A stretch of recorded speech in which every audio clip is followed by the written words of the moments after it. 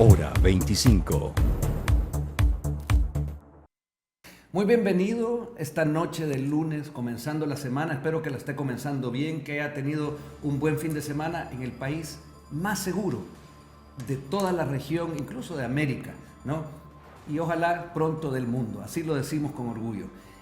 Comenzamos esta noche y yo comento lo siguiente: justicia por los inocentes. Este lunes el Estado salvadoreño ha dado un paso significativo en la búsqueda de justicia para las víctimas de la violencia desatada por la Mara Salvatrucha, la MS. La presentación de acusaciones y el inicio del proceso judicial contra 494 pandilleros marcan un capítulo sin precedentes en la lucha contra la criminalidad en el país centroamericano y en el mundo. Así lo dio a conocer el ministro de Seguridad y Justicia del presidente Bukele, el señor Gustavo Villatoro, en declaraciones de las páginas de portada y principales de Diario El Salvador. A lo largo de una década, este cáncer de las pandillas ha sembrado el terror en El Salvador, cometiendo miles de crímenes que han dejado cicatrices imborrables en la sociedad salvadoreña. La decisión de llevar a juicio a casi 500 miembros de la MS no solo representa un acto de justicia para las víctimas y sus familias, sino que también demuestra el férreo compromiso que como Estado salvadoreño tenemos al decidir erradicar por completo la violencia y restaurar la paz en la nación. La magnitud de esta acción penal es, sin lugar a dudas, sin precedentes en la historia judicial de El Salvador. Se asemeja e incluso supera el famoso Maxi Proceso que paralizó a Italia en los años 80, cuando el Estado de ese país decidió enfrentar a la temida mafia siciliana. La determinación de nuestra justicia para llevar a cabo un proceso de tal magnitud refleja la gravedad de los crímenes cometidos por la MS y el deseo sin titubeos del pueblo salvadoreño de poner fin a décadas de impunidad. Este hito judicial también se compara favorablemente con los juicios de Nuremberg, en Alemania, que se llevaron a cabo después de la Segunda Guerra Mundial para enjuiciar a los líderes nazis que tanto terror dejaron en Europa y en parte del mundo. Si bien las circunstancias son diferentes, la similitud radica en la monumentalidad del proceso y en el mensaje claro de que la justicia no puede ser eludida, sin importar cuán vasta sea la red criminal. El proceso judicial no solo busca castigar a los culpables, sino también desmantelar las estructuras criminales que han plagado la sociedad salvadoreña por décadas y de paso escarmentar para que nadie quiera en adelante formar parte de esas pandillas. Esas pandillas de terroristas que ya decimos bien nos hicieron sufrir a todos.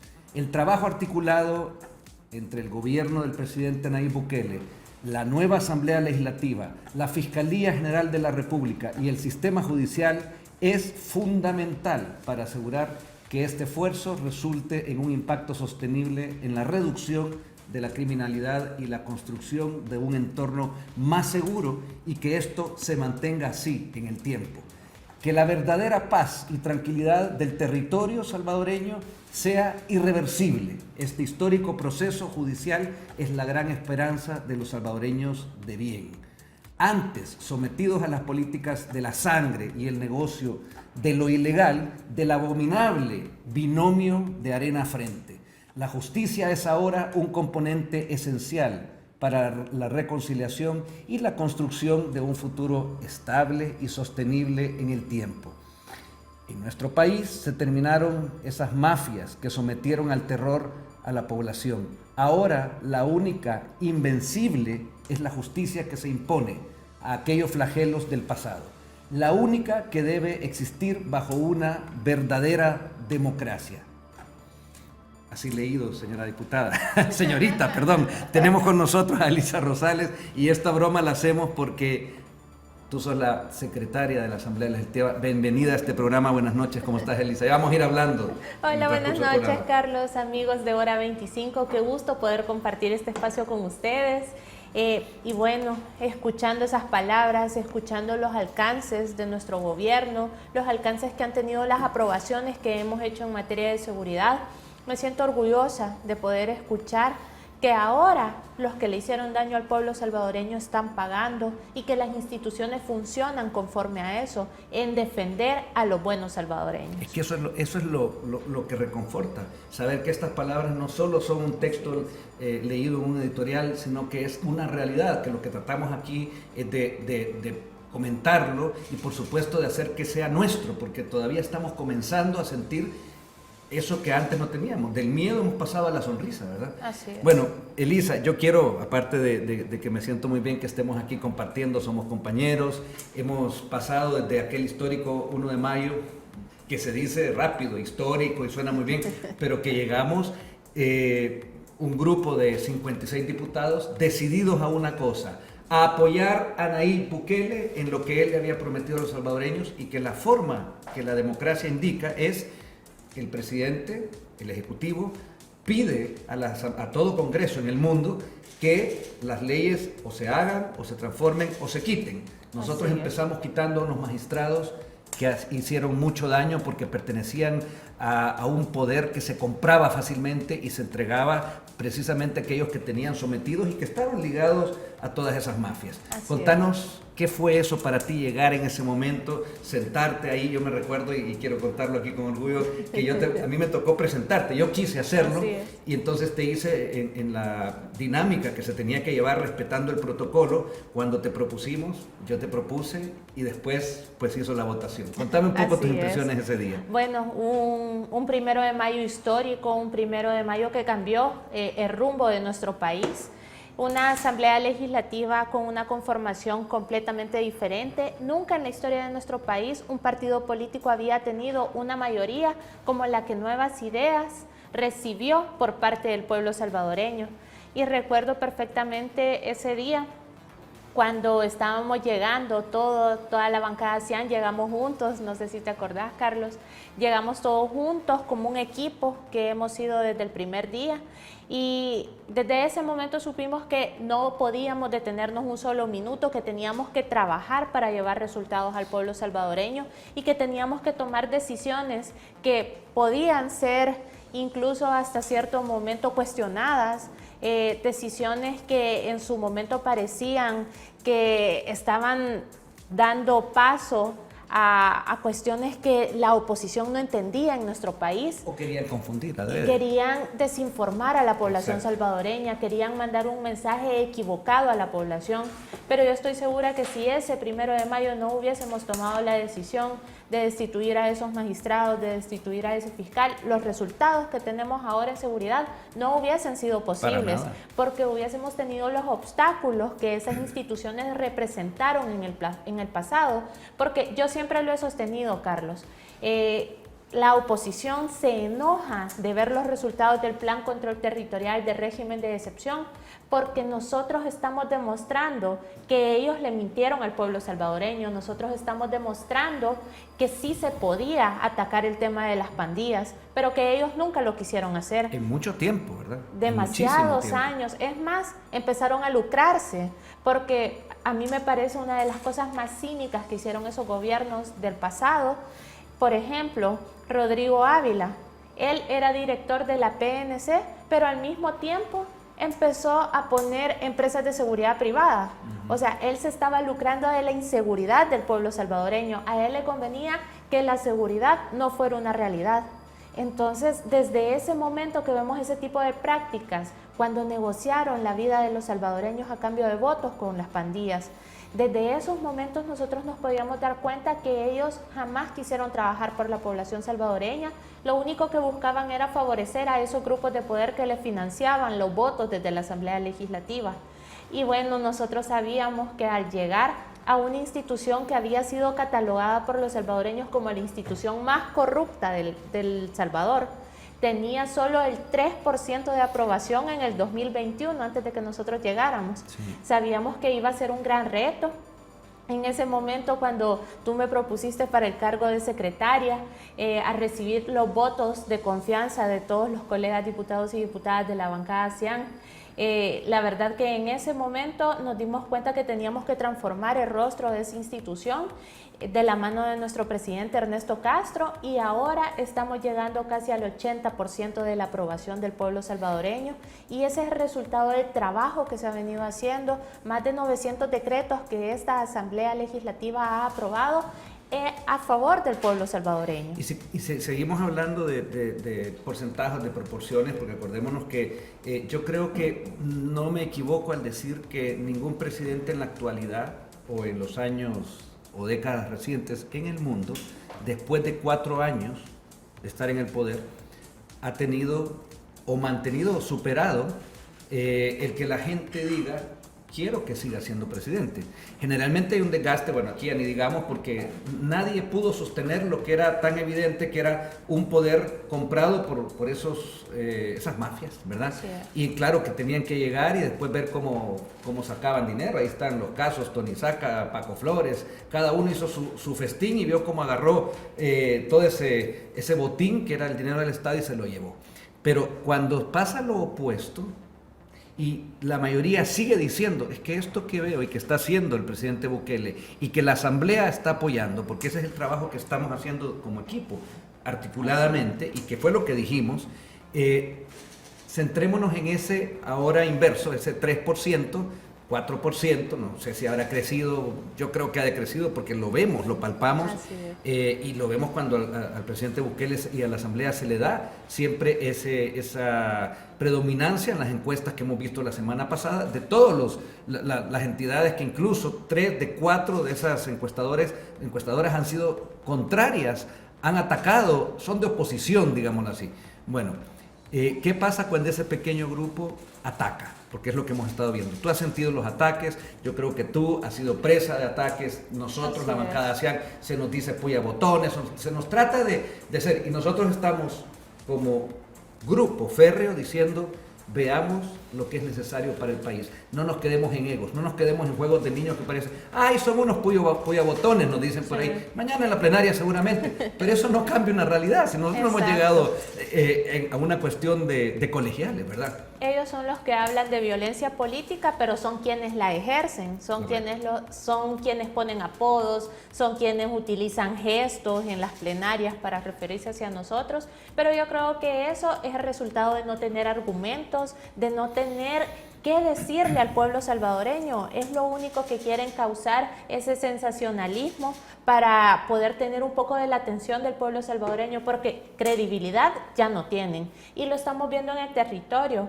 Estamos haciendo visiteos todos los días, casa por casa, escuchando a los salvadoreños, y muchos de ellos nos están diciendo: yo no, en la elección del 2019 no voté por Nayib Bukele, pero ahora voy a votar por Nayib Bukele porque estoy convencido de los resultados.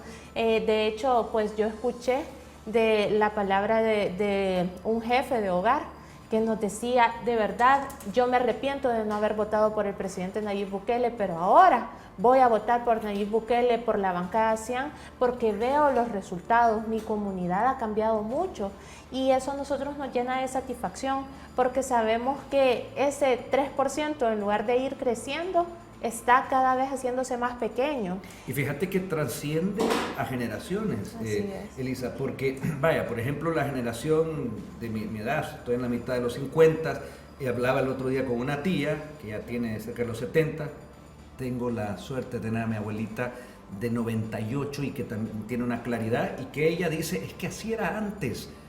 Al fin hay un presidente, te lo dice mucha gente mayor, te dice: ese es el trabajo. Si tenemos eso, tenemos que la ciudadanía, esa mayoría que luego demuestran las encuestas, que lo demuestran las redes, eso es lo que quiere, porque eso es hacer gobierno. Hacer gobierno no era lo que veíamos antes, porque antes se veía, digamos, cada vez que venían elecciones, una serie de fantasía, se llegaba a la gente a regalarle, a prometerle, a pedirle dinero, incluso a los del exterior que habían hecho un poquito de dinero. Todo eso, una vez llegado al poder, lo que hacían era: ya estamos en el poder, nos quedan 5 años y después nos vemos. Ahora no, ahora se está dando una continuidad, se está apelando a una constitución y a una resolución de la sala, la única que puede interpretar la Constitución. Puede todo el mundo, y lo que me gusta es que nunca he visto tanta libertad de expresión que yo no veía antes en tiempos de Arena enfrente. Yo fui periodista en esa época y ahí mandaban a callar a callar. Ahí no había un APES que decía, y ahí había censura. No, es que yo lo digo porque es que me suena ilógico. APES se enoja cuando un policía le tiene que decir a un periodista, mire, tiene que hacer fila aquí para entrar. Eso te vas a Europa, a cualquier lugar, en Estados Unidos, en cualquier país. Un policía está para poner aún por los periodistas. Los periodistas no son más que unos profesionales, supuestamente, que trabajan para empresas privadas, que supuestamente traspasan una información. Pero bueno, eso era antes. Y ahora lo que la gente está viendo es esto que se está haciendo es lo que yo quiero. Y eso es lo que un presidente debió hacer siempre. Ahora, nunca es tarde. Tú decidiste en algún momento proponerte como candidata aquella vez para diputada y ahora vas a un segundo periodo. Contame un poco desde esa primera vez qué te llevó a decir voy a hacer esto, y en cierta forma era como también aventurarse sabiendo que Nayib Bukele era una persona que ya se había probado en dos instituciones también del Estado como alcalde en dos oportunidades, pero ¿qué significa además, y te dejo esta respuesta para que te expandas, reivindicarte en una segunda vez? Así es. Bueno, yo considero que Nayib Bukele nos inspiró a muchos a volver a creer en la política, porque en nuestro país se hablaba que quien se mete en política es corrupto, la política es mala, la política es solo de mafiosos, y eso era lo que ellos querían para que nadie participara. Yo empecé a escuchar de Nayib Bukele cuando él era alcalde de Nuevo Cuscatlán, un político joven que estaba haciendo las cosas de manera diferente. Entonces decido unirme al proyecto de Nayib Bukele allá por el año 2014, cuando él buscaba ser alcalde de San Salvador. Desde ahí comenzaste. Desde ahí empecé a apoyar, yo era parte del equipo de protocolos de Nayib Bukele en ese momento. Y estuvimos recorriendo todo San Salvador, recorrimos colonias, comunidades, mercados, escuchando a la gente. Y yo nunca había visto un político haciendo eso acá en nuestro país. No había. Entonces, desde ese momento yo dije, es un proyecto diferente, es un proyecto que escucha a la gente. Entonces me fui sumando, en ese momento tan importante, Nayib Bukele logra ganar la alcaldía de San Salvador. Yo me incorporo a ese equipo de la alcaldía de San Salvador también, donde desde ahí empezamos a hacer cambios estructurales en el municipio más importante de nuestro país. Desde ahí se empezó el centro histórico, que en aquel momento parecía un proyecto imposible y ahora lo podemos disfrutar todos los salvadoreños y podemos llevar a turistas nacionales y extranjeros allá. Entonces a mí me parece que desde allí estábamos viendo un proyecto muy ambicioso, un proyecto de país que buscaba cambiar las cosas. Y bueno, después se da la oportunidad, aquella bendita manzana que cambió el rumbo de nuestro país.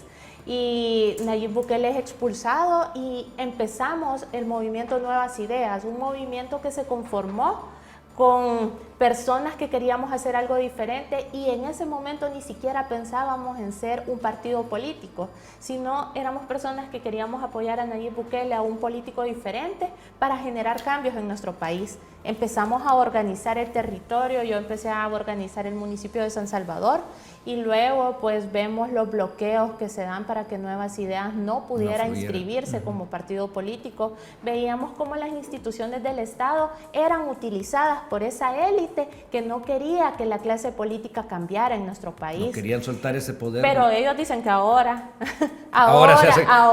es que el ladrón que juzga por su condición gente. siempre. Sí. Exacto, entonces vimos cómo no permitieron la inscripción de Nuevas Ideas, eliminaron al CD a pesar que tenía un diputado y que no lo podían eliminar, y luego dejan la única alternativa que Nayib Bukele tiene en ese momento, que es Gana. Participó, ganó, y desde ahí el rumbo de nuestro país ha cambiado porque definitivamente. se ha llegado a trabajar. Vamos a hacer una pausa porque viene ya la segunda parte de la conversación que estamos llevando acá, que tiene que ver con ese segundo periodo en el cual hace toda la lógica, y lo que, como lo has ido relatando, es si uno decide apoyar a los salvadoreños y hay un líder por medio del cual se cree, porque además estaba aprobado su trabajo, ¿por qué no seguirlo apoyando? Estamos esta noche conversando con Elisa Rosales, ella es diputada por San Salvador, también candidata por San Salvador en este nuevo periodo, en la casilla número 7. Vamos a un corte y vamos a regresar.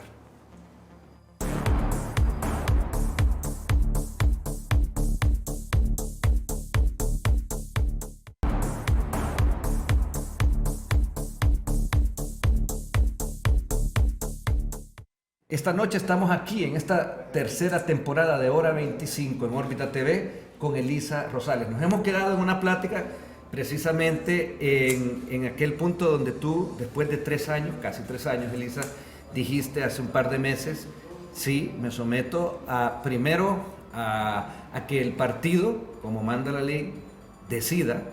Tú dijiste, yo quiero seguir en otro periodo, y luego de eso, pues ahora le estás diciendo a los salvadoreños, específicamente a los de San Salvador, pero yo creo que nosotros hablamos como una bancada sin el creo, quito el creo.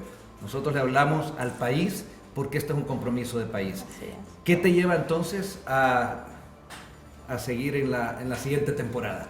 Sí, bueno, la verdad que en el 2021 tomamos un compromiso muy importante con la población salvadoreña, un compromiso que era de dar resultados, de transformar nuestro país. Iniciamos desde el 1 de mayo, como ya lo veníamos diciendo, y yo creo que uno de los ejes fundamentales que ha tenido el presidente Nayib Bukele y la bancada CIAN ha sido la seguridad, y tenemos que seguir apostándole a eso, tenemos que proteger las transformaciones que ahora estamos viviendo, y es por eso que nuevamente busco el apoyo para poder seguir representando al pueblo salvadoreño desde ese curul en el que no he dudado un solo minuto en dar mi voto para que la seguridad de los salvadoreños sea una realidad, en el que sé que hemos salvado la vida de miles de salvadoreños, porque ahora los pandilleros que le hicieron tanto daño a nuestra población ya no están en la calle.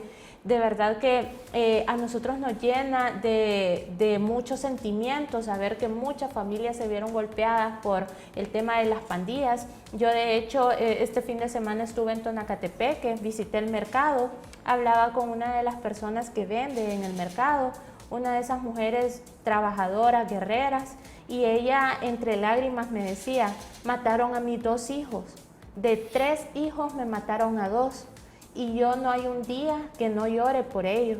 Y lo hicieron con lujo de barbarie. Ellos tenían 17 y 15 años cuando eso pasó. Qué impotencia, porque ese daño ya quedó. Si lo único que nos queda es rearmarnos, que es lo que ha hecho nuestro presidente, invitarnos, y ahí estamos, acompañándolos, porque esto es una labor de aquellos que decidieron dar su voto, ese voto primero hacia Nayib Bukele, para decirle, por favor, sálvenos de esto, y luego una bancada que va a reforzar y a dar esa gobernabilidad, esas leyes que había que unas quitar, otras reformar, otras crearlas, sobre todo en temas de seguridad. Esta mujer me decía, Carlos, ese día, por fin yo puedo estar en paz porque le han hecho justicia a mis hijos. El régimen se llevó a esos 2 que le habían quitado la vida a mis hijos, y de verdad que escuchar esos relatos, y ella misma me decía, y yo estoy segura que mi tercer hijo no murió por el régimen de excepción. Entonces eso nos llena a nosotros de compromiso para seguir trabajando, para asegurarle a los salvadoreños que vamos a seguir votando por la seguridad. Por supuesto que hay mucho trabajo que hacer todavía, pero ese es nuestro compromiso, seguir dándole gobernabilidad a este país. Y esos relatos que no son pocos los que se escuchan, o sea, se escuchan y se escuchan y se escuchan en territorio, los que nos gusta estar en contacto con la gente, no van definitivamente a devolverle a esos hijos a esa gente, ¿ya? Pero qué contraste cuando vemos que esa oposición, sin ningún tino, sin ningún respeto, sin ningún corazón, pretende que esa gente salga libre, porque eso es lo que está detrás. Lo han tratado de maquillar, de esconder, decir, no, yo dije, libérenlo ya, pero no, pero sí, o sea, se contradicen, nada menos. Viste que 3 de estas candidatas a diputadas, 2 de ellas actualmente, una quiere volver a hacerlo porque lo fue por el frente, dijeron el viernes, claramente, lo dijeron en televisión nacional, de llegar nosotros al poder, destituiríamos a Nayib Bukele. Yo dije, aquí se nota que hay una total pérdida no solo del norte, sino que están, pero bueno, dicho en buen salvadoreño, chiflando en la loma, pero ¿qué falta también de empatía con la mayoría de los salvadoreños que por décadas no hay familia que se haya salvado de esas maras? Y ellos diciendo que lo quitarían, que quitarían el régimen de excepción. Sí, es que bueno, esos partidos tradicionales están demostrando que aunque saben que cometieron errores en el pasado, están dispuestos a seguirlos cometiendo y a seguir defendiendo ese sistema de corrupción, ese sistema de muerte, de inseguridad. Y esos nuevos partidos como Vamos, Nuestro Tiempo, que dicen ser nuevos pero defienden exactamente lo mismo, entonces es lamentable escuchar sus posturas, es lamentable escuchar cómo no respetan la voluntad del pueblo salvadoreño, porque ellos hablan de democracia, pero al momento de respetar lo que el pueblo salvadoreño dice, no lo hacen. Entonces, para nosotros de verdad que eso no va a seguir siendo un obstáculo. Yo estoy segura que este 4 de febrero la población salvadoreña lo tiene muy claro. Estamos decidiendo el futuro de nuestro país, estamos decidiendo si regresamos a ese pasado de inseguridad, de corrupción, de violencia, o si seguimos con las transformaciones que ahora vemos que son una realidad. Tenemos territorios donde ya no hay pandilleros y la gente puede salir en paz, los niños pueden salir a jugar, pueden ir a su escuela más cercana porque privaron a nuestra población de tanto que a veces personas de otros países les parece que son logros tan pequeños, pero para nosotros son logros enormes los que llevamos, que ahora, por ejemplo, usted pueda salir de su pasaje y no tenga que pagar renta, pueda salir de su pasaje y no tenga que rendirle cuentas a esos pandilleros que por años tuvieron secuestrada a nuestra población. Yo considero que la oposición se está hundiendo y no tienen argumentos, no tienen candidatos serios, no tienen absolutamente nada y es por eso que siguen dando esas patadas de ahogado. Yo escuchaba cuando este señor Umaña fue el que les propuso esa brillante propuesta a las areneras, frentudas y las que estaban ahí. La de Vamos también estaba ahí y entonces y ellas diciendo tal cual, sí, yo lo apruebo. O sea, no dudaron en decirlo. O sea, están diciendo que están dispuestas a no respetar la voluntad del pueblo salvadoreño. Eso es grave, que un diputado diga que quiere quitar a un presidente que ha sido electo democráticamente. Y que las encuestas incluso de sus propias, digamos, de su propio bando. Así es. Están dando más del 80-90%, o sea, están dando el gane de manera abrumadora, pero no solo el gane por el gane, es porque hay una consistencia detrás Carlos, de eso habla de que ellos no están a favor de la democracia, ellos están a favor de lo que les conviene, de los intereses de esos pequeños grupos que antes dominaban nuestro país, porque si estuvieran a favor de la democracia, ellos respetarían que el presidente Nayib Bukele ha sido electo por la mayoría de salvadoreños y que este próximo 4 de febrero yo estoy segura que vamos a tener una victoria histórica donde nuestro presidente Nayib Bukele va a arrasar y es eso lo que quieren atacar. Es por eso que no debemos dejar ningún cabo suelto, debemos tener una mayoría fuerte en la Asamblea Legislativa y todos los salvadoreños deben salir a votar este próximo 4 de febrero. Y nada menos el presidente Bukele esta tarde en sus redes decía, citando un pasaje bíblico, por sus frutos los conoceréis. Si después de todo el luto, guerra, dolor, corrupción, extorsión, subdesarrollo y sangre que la oposición trajo a nuestro país desde que tenemos memoria, si después de ver cómo han votado en la Asamblea en contra del Plan Control Territorial, en contra de la guerra contra las pandillas, en contra del régimen de excepción, en contra de la reforma judicial, en contra de la elección del fiscal, en contra de la elección de la Corte Suprema, en contra de las leyes antipandillas, en contra del equipo y armamento para la policía y la Fuerza Armada, si después de todo eso alguien sigue creyendo en ellos, esa persona no ve porque no quiere ver, no cambiará. Que vote por quien quiera y que la democracia decida cuál es el rumbo que debe llevar nuestro país. Un mandatario que no tiene la seguridad de lo que está pasando, la certeza de que su trabajo y el de que le apoyamos, en este caso una asamblea de una bancada entera, no estuviera seguro, no estaría diciendo esto, porque definitivamente este es el eje central para que un país funcione. Estamos siendo vistos, yo siempre digo, con buen ojo en el resto del mundo, de Latinoamérica y aquí localmente la oposición, en vez de decir ¿Qué hago para apoyar esto? ¿Dónde ayudo? ¿Ah? Están siendo las manzanas podridas, ahí sí, de un cambio que estamos haciendo todos los salvadoreños. Ahora bien, podrán seguir haciéndolo y como mismo dicen ahí, si después de todos esos hechos fehacientes, porque están ahí comprobables, todo eso lo que él enumera, quieren decir, bueno, la democracia es la que tiene que mandar y esa es la que verdaderamente ha mandado. Yo quiero también pasar a que me comentes sobre tus comisiones, porque no son pocas, son 4. Sí, son Presidenta 4. de la Comisión de Asuntos Municipales, ahí hubo una gran transformación que comienza a entrar ya en vigencia este próximo año, después de las elecciones que son en marzo. Comisión de la Mujer e Igualdad de Género, Comisión de Economía y Comisión de Cultura y Educación. Contame de los asuntos municipales que tú presidís. Sí, claro. Bueno, desde la comisión hemos estado trabajando principalmente en la delimitación territorial de nuestro país. Durante este periodo hemos presentado varias iniciativas que buscan dar esa seguridad jurídica que los salvadoreños no tuvieron por años. Las delimitaciones territoriales erróneas que tenía nuestro país, pues no permitían que los planes de desarrollo local llegaran a cada uno de los salvadoreños. Es por eso que desde la Comisión de Asuntos Municipales nos ocupamos de ese tema.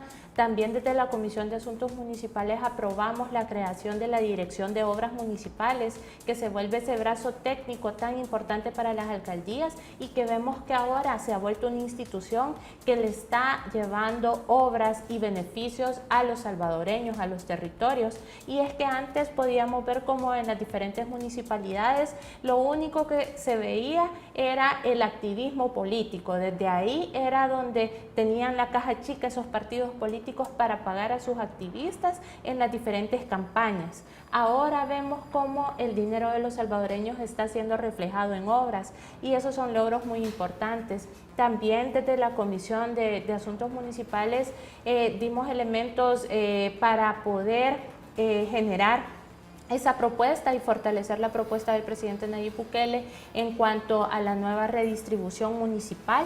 Sabemos que eso es algo que va a entrar en vigencia este año y que promete la mejor distribución del dinero que se maneja desde las municipalidades. Solo hay que tener en cuenta de que esa conformación municipal, esos 262 municipios, venían casi que desde la colonia.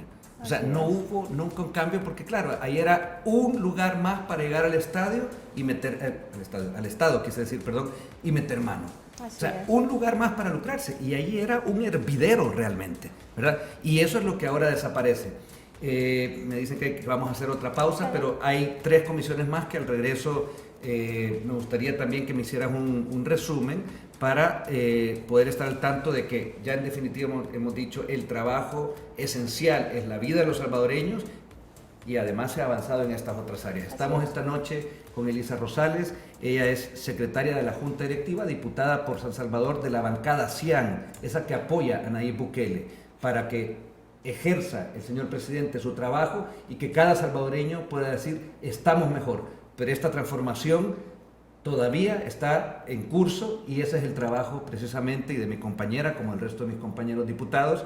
Y ella nuevamente ha dicho, voy a seguir ayudando al presidente Bukele si votan los salvadoreños por ella. Y yo les digo, vean lo que Elisa está proponiendo. Ella es la casilla 7 por San Salvador. Vamos a este corte y regresamos.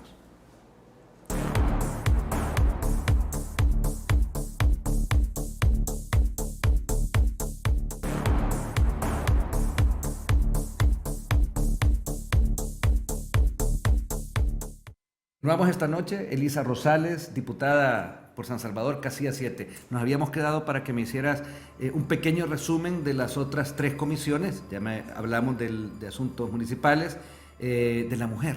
Contame un poco. Bueno, desde la Comisión de la Mujer hemos trabajado de la mano con las colegas diputadas para poder fortalecer esos marcos jurídicos. Una de las aprobaciones que a mí me parece que ha sido de las más importantes es el tema de la no prescripción de los delitos por violación. Muchos violadores escapaban incluso del país 10 años, de ahí regresaban y tenían un borrón y cuenta nueva. Sí. Entonces, Increíble. a mí me parece que esos marcos normativos estuvieron tan desfasados, no se aplicaban para la realidad de los salvadoreños. También se aumentaron las penas por los delitos por violación, porque sabemos que estos son temas que no solo pueden afectar a las mujeres, pueden afectar a nuestra niñez, nuestra adolescencia, la tercera edad, incluso a los hombres en un porcentaje menor, pero también pueden ser afectados. En la Comisión de Educación, una de las reformas que dimos iniciativas desde todos los miembros de la comisión es el tema de que los docentes interinos puedan tener una plaza fija, y es que a mí me parecía increíble escuchar testimonios de docentes que pasaron más de 15, 20 años en interinato, esperando esa oportunidad y viviendo en esa zozobra e inestabilidad. Y por fin hemos podido dar paso a ese tema. Ya van con estas 2 aprobaciones que hemos hecho en ese sentido para que 2 generaciones de docentes ahora puedan tener sus plazas fijas, y eso por supuesto también ayuda a nuestros niños y niñas, porque sabemos que un docente que está bien incentivado va a hacer mejor su trabajo. Desde la Comisión de Economía hemos aprobado diferentes reformas que permiten proteger el bolsillo de los salvadoreños. Por ejemplo, la fijación de los precios de combustibles en esos momentos donde la pandemia estuvo mucho más fuerte. También hemos aprobado incentivos para la inversión, como la creación de la Autoridad de Planificación del Centro Histórico, porque ahora que hemos superado la inseguridad, debemos atraer la inversión, y sobre todo en nuestro centro histórico, que se está volviendo uno de los sitios turísticos más visitados, el segundo lugar turístico más visitado, y es por eso que debemos invertirle y debemos apostarle al centro histórico que queremos construir. Y valga también el comercial, que toda aquella persona nacional o extranjera que quiera invertir en nuestro centro histórico puede gozar de diferentes incentivos. Son 5 tipos de incentivos los que hemos aprobado, así que esperamos que se acerquen a la Autoridad de Planificación del Centro Histórico para que ustedes puedan ser sujetos de estos incentivos. También desde la Comisión de Economía hemos visto el tema de mejorar y fortalecer nuestra matriz energética. Éramos un país que compraba la energía eléctrica a muy alto precio, y eso se veía reflejado en la factura que todos los salvadoreños pagan mes a mes. Ahora nuestra matriz energética ha llegado al punto de que ya puede satisfacer la demanda nacional, e incluso estamos ya vendiendo electricidad. Eso ha abaratado los precios, y por supuesto sabemos que con la reciente inauguración de la presa que el presidente realizó, que había sido ese monumento a la corrupción, y que ahora se vuelve en una obra que está favoreciendo al pueblo salvadoreño, hemos tenido también una reducción muy palpable en la factura eléctrica. Mira, es increíble cuando tú te pones a ver y platicamos con los compañeros y revisamos, es que en realidad, mi mamá tiene un dicho que dice, tronando y lloviendo. O sea, desde que Nayib Bukele se decide entrar, primero en una alcaldía, después a El Salvador, después como presidente, y la gente dice, ok, vamos a confiar en usted, y luego dice, necesito apoyo, necesito una asamblea, porque si no todo, y lo que empezaron a hacer en 2 años fue terrible, era tratar de hacerle daño a él, porque querían el poder por el poder. Pero es increíble cómo, si tú empezás a revisar los avances en lo que has mencionado tú, en las diferentes comisiones, en obras públicas, donde veas, incluso desde aquel COVID, que se pudo hacer frente como de los mejores países, porque así lo dijeron las entidades internacionales, sí, nada menos la entidad que en el mundo dice de los mejores ejemplos, mientras en otros países, y no lo digo para burlarme ni en clave politiquera, pero en otros países, Latinoamérica, murió gente, y aquí se evitó eso. El COVID hizo estragos, sí, pero no los índices que a los donde hubiera apuntado un país manejado por Arena y por el Frente. Y todos los salvadoreños lo sabemos. Decían que era un gripón, ¿te acuerdas? Así lo catalogaron. No una gripe, trataron de verlo en menos. Bueno, podemos estar muchísimas, yo voy a decir horas, pero programas hablando, y podemos ir revisando lo que se ha hecho. Sin embargo, por el tiempo tenemos que avanzar, y quiero que me contes un poco, Elisa, el trabajo en territorio que has tenido. Ya me fuiste contando sobre todo ese relato, como los hay muchos, cuando vas y la gente te dice, sigan por favor. O sea, no podemos volver a una señora que le quitan las pandillas amigas y socias del FMLN y de Arena, porque ellos pagaron y eso hay evidencia de que fue así, no es cosa nuestra, no vayan a dejar que eso pierda continuidad. Contame qué más cosas has visto en territorio, qué es lo que estás haciendo. Vamos a ir viendo unas fotos también aquí que tenemos tuyas en territorio. Sí, la verdad que desde el primer día nosotros teníamos un compromiso de no solo estar en la Asamblea Legislativa como lo hacían los diputados anteriores, sino que debíamos estar de la mano con el pueblo salvadoreño, y es por eso que el trabajo territorial nunca se ha detenido. En el departamento de San Salvador, pues yo veo como todos mis colegas diputados y diputadas están ahí de la mano con la población en los diferentes departamentos, y la verdad que es tan satisfactorio poder llegar a cualquier comunidad, colonia o barrio y ser bien recibido, ese cariño que la población nos está demostrando, y ellos nos están diciendo que estamos haciendo las cosas bien, nos están pidiendo que sigamos votando por la seguridad. Es tan bonito también poder ver y compartir con nuestros niños y niñas. Ellos me muestran su tablet, su computadora que ha sido entregada por el gobierno. Más linda esa. Y la población está ahí. Ese señor, por ejemplo, nos recibió en Soyapango, en Las Margaritas, y nos estaba comentando de lo difícil que era. Él hace zapatos. Y lo difícil que era poder trabajar ahí en Las Margaritas porque las pandillas lo tenían hasta el tope de renta. Entonces, Elisa, lo veíamos el otro día en un video cuando un señor que vende sorbetes y decía, un señor mayor, esos que agarran un carretón ya porque lo han hecho toda su vida o porque tienen que vivir hasta porque ni eso lograron hacer. Nosotros sí, el presidente Bukele por la nueva ley de pensiones, pero decía, se acercaban los mareros y le pedían un sorbete, pero tenía que dar el más caro y era 10, 15 y 3 veces al día si era necesario. Él perdía, él dejaba de ganar por eso. Y así vas escuchando que, por cierto, desacredito una vez más aquel infortunado comentario del presidente del COENA que decía, pero si la seguridad no se come. Sí. O sea, brutalidad máxima como esa no he escuchado en mi vida. Que se lo pregunte a ellos, que se lo pregunte a las personas que no podían llevar el pan a su mesa porque tenían que pagar la renta. A mí me parece que estos partidos tradicionales han estado completamente desconectados de la realidad del pueblo salvadoreño, y es que ellos decían representar al pueblo salvadoreño, pero los abandonaron a esos sectores con los que ellos se decían afines, y es por eso que han logrado ser esa esquina. Y yo estoy segura que este 2024 la esquina aún va a estar más reducida porque siguen defendiendo ese sistema de corrupción, ese sistema de inseguridad que le hizo tanto daño a nuestro país. Claro que sí. Creo que vamos a pasar, me decía el señor director, a ver un video también de Voten por Elisa Rosales. Ahí lo tenemos. Sí, esa es la animación, ahí está, podemos ver tu casilla. Podemos, como también dice el presidente Bukele, la N, y luego pues todos los diputados que quieran, y ahí está también tu casilla, porque esa es la democracia, presentarle, y ahí está. Nosotros todo el tiempo hemos hecho un trabajo abiertamente, no hemos trabajado para grupos de poder, hemos trabajado para esos salvadoreños que tú estás visitando puerta a puerta, y digamos que has hecho todo eso desde el primer día que entraste a la Asamblea, no lo has dejado de hacer.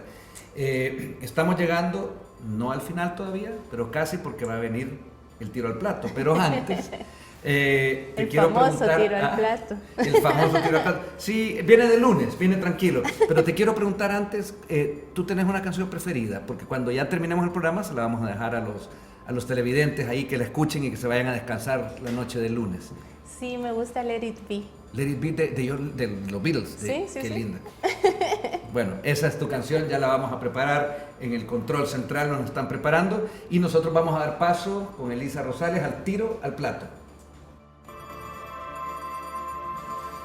En Hora 25, este es el tiro al plato. Bueno, Elisa, tú ya sabes cómo es esto. Es una pregunta y una respuesta, no tiene que ser rápida, pero del corazón, que nazca como a ti te nace. Ok, vamos. Fodes. Corrupción. Monseñor Óscar Arnulfo Romero. Guía espiritual. Mágico González. Ícono. ¿Qué se aprende cuando has leído dictámenes de más de 2 horas? Bueno, yo creo que disciplina, concentración y el compromiso con el pueblo. ¿Cuál es la más grande transformación del país que ha propuesto la bancada Cian? El régimen de excepción.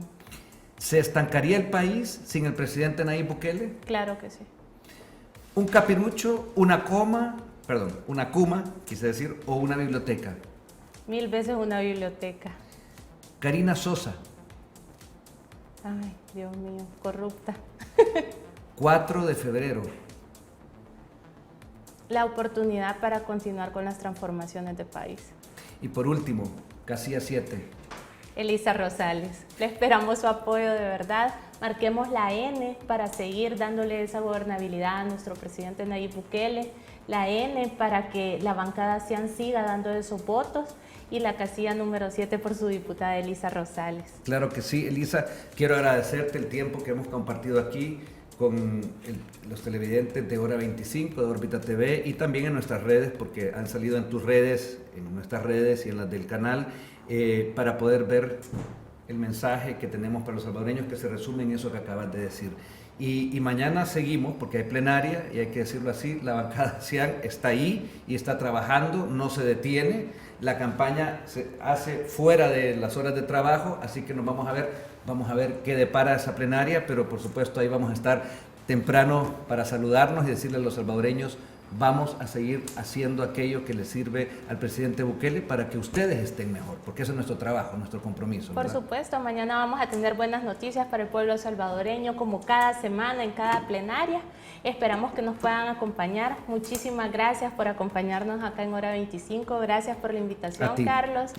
De verdad, gracias por todo el apoyo que nos están dando. Queremos seguirlos representando desde la Asamblea Legislativa. Un saludo también para los hermanos de la diáspora que siempre están pendientes del trabajo que hacemos.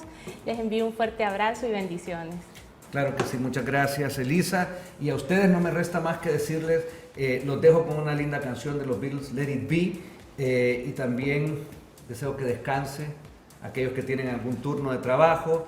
Les deseo lo mejor en estas horas, los que están en los hospitales, los policías, que nos cuidan, a esos soldados también que están haciendo ese trabajo, ese plan control territorial.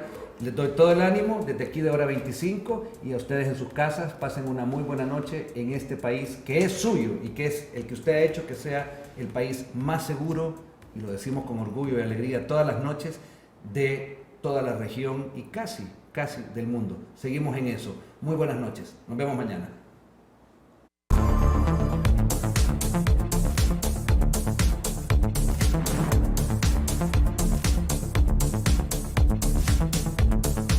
Hora 25. Una producción de Grupo Órbita.